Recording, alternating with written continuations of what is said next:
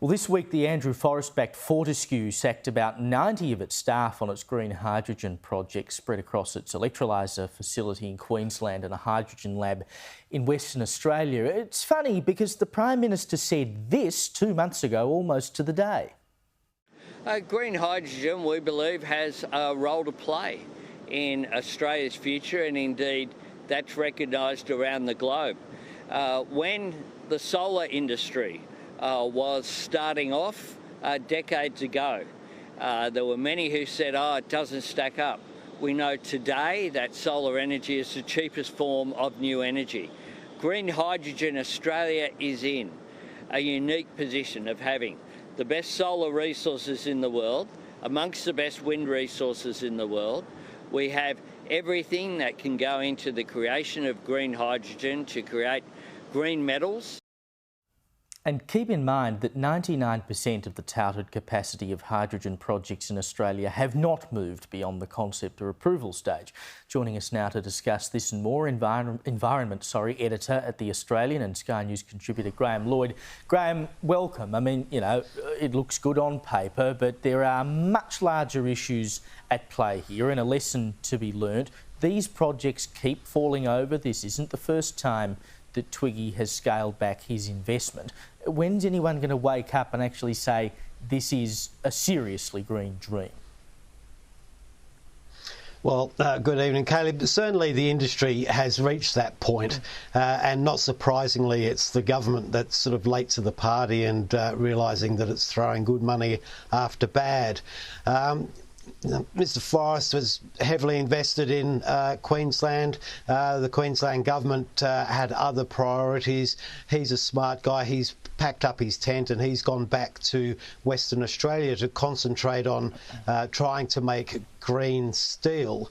And that is really because they're quite concerned that China's going to swap the Australian iron ore it's buying for higher grade resources out of Africa.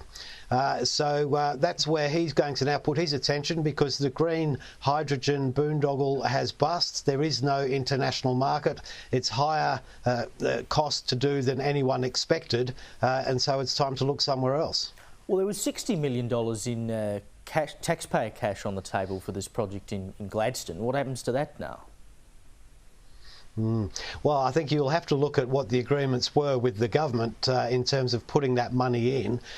For Andrew Forrest and Fortescue, that's not a great deal of money. He'll probably repay that if that's the wise thing to do, because he'll pick it up for his green metals investments over in Western Australia.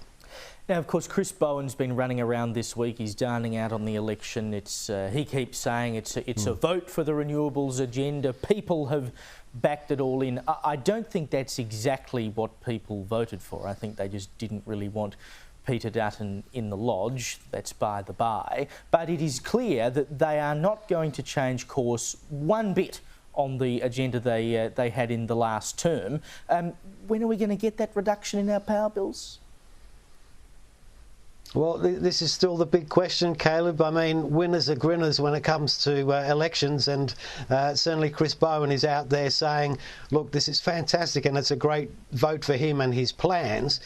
The difficult part, of course, is delivering it, and there's a lot of evidence that this is a bit more difficult and more expensive than people had hoped. And on that score, green hydrogen was going to be a key part of that.